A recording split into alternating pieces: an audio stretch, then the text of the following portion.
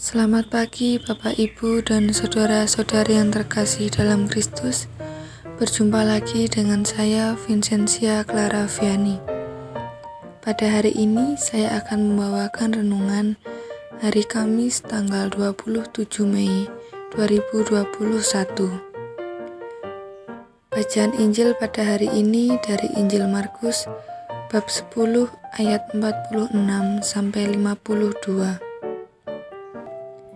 Inilah Injil Yesus Kristus menurut Markus. Dimuliakanlah Tuhan. Lalu tibalah Yesus dan murid-muridnya di Yeriko. Dan ketika Yesus keluar dari Yeriko bersama-sama dengan murid-muridnya dan orang banyak yang berbondong-bondong, ada seorang pengemis yang buta bernama Bartimeus, anak Timeus, duduk di pinggir jalan. Ketika didengarnya bahwa itu adalah Yesus orang Nazaret, mulailah ia berseru, "Yesus anak Daud, kasihanilah aku." Banyak orang menegurnya supaya ia diam, namun semakin keras ia berseru, "Anak Daud, kasihanilah aku." Lalu Yesus berhenti dan berkata, "Panggillah dia." Mereka memanggil orang buta itu dan berkata kepadanya, "Kuatkan hatimu, berdirilah, ia memanggil engkau." Lalu ia menanggalkan jubahnya, ia segera berdiri dan pergi mendapatkan Yesus. Tanya Yesus kepadanya, "Apa yang kau kehendaki supaya aku berbuat bagimu?" Jawab orang buta itu, "Rabuni, supaya aku dapat melihat." Lalu kata Yesus kepadanya, "Pergilah, imanmu telah menyelamatkan engkau." Pada saat itu juga melihatlah ia. Lalu ia mengikuti Yesus dalam perjalanannya. Demikianlah Injil Tuhan. Terpujilah Kristus. Bapak, Ibu, dan saudara sekalian, hal yang luar biasa dari kuasa Allah adalah membuat yang mustahil menjadi mungkin. Kuasa Allah dapat mendatangkan mukjizat. Kita semua pasti membutuhkan mukjizat. Syarat utama terjadinya mukjizat adalah iman.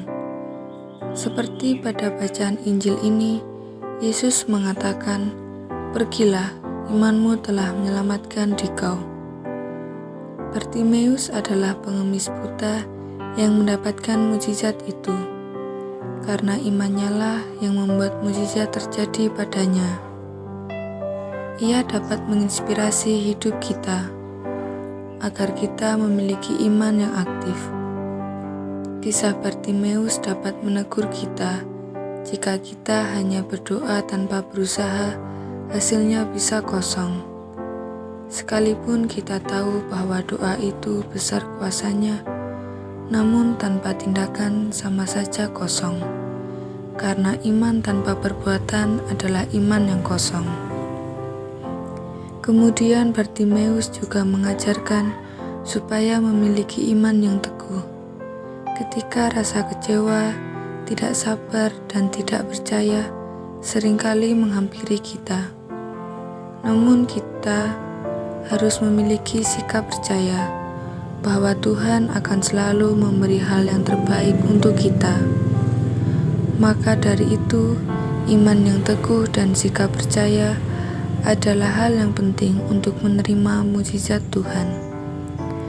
Bartimeus mengajarkan kita untuk tidak mudah putus asa. Milikilah iman yang teguh dan percaya bahwa Yesus tidak akan pernah meninggalkan kita.